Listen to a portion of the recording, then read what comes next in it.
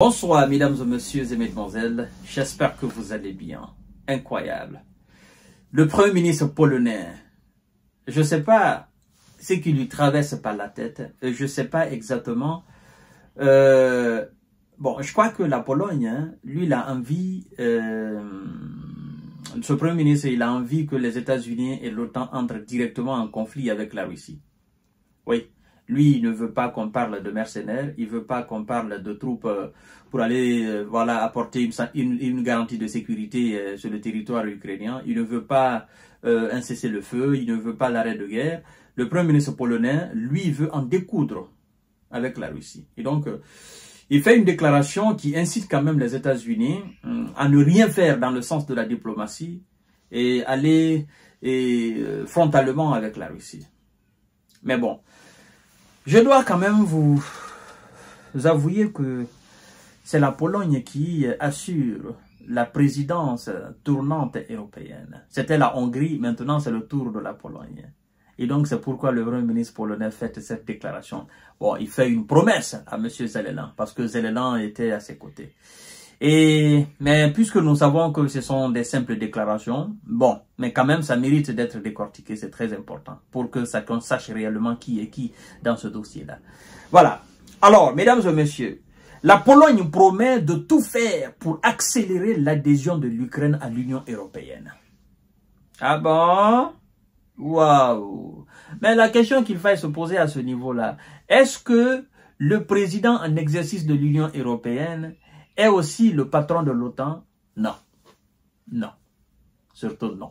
Le président en exercice de l'Union européenne, lui-même, il est soumis au power du boss de la Maison-Blanche. Lui-même, il est obligé d'obéir aux injonctions de M. Trump ou de M. Biden. Parce que Biden est là jusqu'au 20 janvier, là, dans quelques jours. Là. Alors, est-ce que la parole du président en exercice de l'Union européenne dans le dossier ukrainien pèse? Non, ça ne pèse pas. Ça ne représente absolument rien. Poutine ne considère même pas le président en exercice de l'Union européenne. Pour lui, c'est du papier toilette, ça. Ouais, mesdames et messieurs, partagez la vidéo dans tous les groupes possibles. Continuez à vous abonner à ma chaîne YouTube Kanteji Visionnel de vrai, s'il vous plaît. Et activez la cloche de notification pour ne plus rater mes émissions. Mais aussi, continuez à vous abonner à ma page Facebook, le géopolitologue. Voilà. Et partagez la vidéo dans tous les groupes là-bas aussi, mesdames et messieurs. C'est pour la bonne information. L'information authentique, vérifiée et vérifiable. La Pologne, qui assume la présidence tournante de l'Union européenne, fera surmonter l'impasse dans le processus d'adhésion européen de l'Ukraine, a déclaré le Premier ministre polonais Donald Tusk. Bon, Donald Tusk, d'accord. Alors, la présidence polonaise surmontera l'impasse qui s'est manifestée ces derniers mois.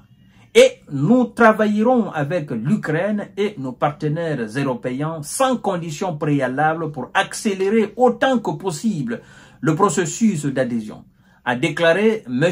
Donald Tusk en présence du président ukrainien Volodymyr Zelensky à Varsovie, la capitale polonaise. Fin de citation. Alors, Monsieur le Premier ministre polonais, l'Ukraine n'entrera pas dans l'OTAN. L'Ukraine n'entrera pas dans l'Union européenne. Vous savez pourquoi? Parce que vous-même, vous ne représentez rien. Votre pays ne représente rien. Votre parole ne représente rien. Vous n'avez pas de parole. Vous ne... En fait, qu'est-ce que vous êtes dans l'OTAN? Vous occupez quel rang? Quand on parle même des pays influents de l'OTAN sur le continent européen, c'est la France, c'est la Grande-Bretagne, c'est l'Allemagne. Vous autres là, vous suivez. Ouais. Bon, vous, on est obligé de venir installer voilà, un système de défense américain dans votre pays pour contrer la Russie. Vous voyez? Donc, vous, quand vous dites que nous allons accélérer le processus, vous avez quel pouvoir? Laissez ceux qui sont mieux placés, ceux qui dirigent cette organisation-là parler. Si eux, ils parlent d'adhésion de l'Ukraine, là, on peut comprendre quelque chose. Depuis tout ce temps, vous êtes en train de faire le bruit. Mais depuis que M. Biden a dit qu'on ne peut pas accepter l'Ukraine maintenant dans l'OTAN, Qui est-ce qui a branché mot? Et depuis ce temps jusqu'à aujourd'hui, est-ce que l'Ukraine est entrée dans l'OTAN? Mais non! Biden a dit qu'accepter l'Ukraine au sein de l'OTAN, ce serait déclarer la guerre à la Russie. Et donc, si les États-Unis ont peur de quelque chose, c'est de se retrouver nez à nez sur le terrain avec la Russie. Donc, Biden a tranché. Depuis le début, depuis 2022 jusque-là, si l'Amérique avait décidé l'adhésion de l'Ukraine à l'OTAN, il y a longtemps, il l'aurait fait. Voilà, quitte même à faire la guerre à la Russie. Si l'Amérique était décidée d'accepter l'Ukraine dans l'OTAN, n'est-ce pas, à tenir tête à la Russie, si l'Amérique n'avait pas peur de la Russie, si l'Amérique n'avait pas en tête que la Russie est une puissance nucléaire, il y a longtemps, l'Ukraine serait déjà dans l'OTAN. Mais puisque les États-Unis d'Amérique ont peur de la Russie, ils savent que la Russie est une puissance invincible, ben les États-Unis se disent non. On peut fournir des armes à l'Ukraine. Vous voyez le paradoxe? Ils se disent, on va fournir les armes, on va former, on va donner tout ce qu'ils ont besoin, mais on ne peut pas les accepter dans l'OTAN. Ben, moi, je suis président ukrainien, je dis, mais quelle est la différence? Vous dites que vous ne voulez pas faire la guerre à la Russie. Or, c'est vous qui êtes en train de faire la guerre à la Russie sur le territoire ukrainien. Maintenant, qu'est-ce qui vous... Autant pour moi, excusez-moi. Qu'est-ce qui vous empêche de m'accepter dans l'OTAN? Parce que si vous m'acceptez dans l'OTAN, ben, c'est la situation conflictuelle qui va continuer. Peut-être que ça va dégénérer, mais ça dégénère déjà sur le terrain. Parce que ce sont vos armes qui sont utilisées par vos experts contre la Russie et sur le territoire ukrainien. Alors, quelle est la différence entre l'acceptation de l'Ukraine dans l'OTAN maintenant et qu'on en finisse une fois pour toutes avec la question ukrainienne, la question russe, ou que vous continuez à donner les armes, vous continuez à nous envoyer des experts, vous continuez à former nos militaires, vous continuez à nous envoyer des mercenaires, vous continuez à nous fournir tout ce que nous avons besoin, tant dans le domaine de ressources humaines, mais aussi dans le domaine de ressources militaires, moyens militaires, mais ça ne change absolument rien. Moi, je suis président ukrainien, je dis, mais ces gens, ils sont fous. Ils sont bêtes. Mais acceptez-nous dans l'OTAN, c'est tout. Je dis d'ailleurs non, on n'a plus besoin d'armes, on n'a plus besoin d'équipement, on n'a plus besoin d'avions, on n'a plus besoin de chars, on n'a plus besoin de missiles, on n'a besoin de rien. Si on n'entre pas dans l'OTAN, donc on arrête tout, arrêtez de fournir, parce que ça ne va rien changer sur le terrain. Soit vous nous acceptez dans l'OTAN, ben, on continue les hostilités avec la Russie, ou soit vous ne nous fournissez pas, nous autres nous mettons faire la guerre. Mais non, c'est pas ça. En fait, Zelensky qui est dirigé par Washington, Zelensky a besoin de se remplir bien la poche. Ses potes ont besoin de se remplir bien la poche. Et donc, ça fait leur affaire. Ouais, mesdames et messieurs. Et donc, cette paperasse du premier ministre polonais, c'est comme si c'était un non-événement.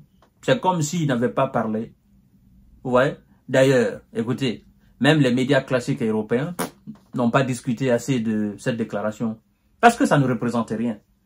Mais par contre, si c'est M. Trump qui avait tout à l'heure dit l'Ukraine, je ferai tout pour que l'Ukraine entre dans l'OTAN. Ah, en ce moment, ça aurait été un très grand débat entre les spécialistes sur les différents plateaux de télévision américaines, mais aussi européens. Vous allez les voir. Ah non, M. Trump a décidé d'accepter l'OTAN, d'accepter l'Ukraine dans l'OTAN. Ah, c'est fini. C'est un coup dur pour la Russie. Mais puisque c'est le premier ministre polonais qui le dit, ça n'a pas de poids. Et donc, on ne le considère même pas. Ce sont les médias en ligne qui ont fait ces écrits, qui ont relayé ces informations. Ouais. Donc, monsieur le premier ministre polonais, fermez la bouche. Vous n'avez pas de peau dans l'OTAN. Vous n'avez pas de poids. Vous ne représentez absolument rien. Et l'Ukraine de monsieur Zelensky. Zelensky sait de toutes les façons que votre déclaration, ça ne pèse pas. Donc, puisqu'il s'est déplacé pour aller à Varsovie, il écoute quand même ce que vous avez à dire. Mais il sait que ça ne va rien changer. Parce que ce n'est pas vous qui décidez. C'est ça. Zelensky lui-même dit, toute forme de garantie en Ukraine sans la participation des États-Unis, et vous êtes à l'échec. On ne veut pas de garantie de sécurité en Ukraine sans la participation des États-Unis. Donc, Zelensky, dans sa tête, l'Europe ne compte pas. Ce sont les États-Unis d'Amérique qui doivent apporter tout sur le territoire ukrainien. Vous voyez? Donc, toute déclaration qui n'est pas faite par les responsables américains, ça ne représente absolument rien aux yeux de M. Zelensky. C'est ça la réalité. Je vous reviens tout à l'heure pour notre série d'informations décortiquage. Merci beaucoup.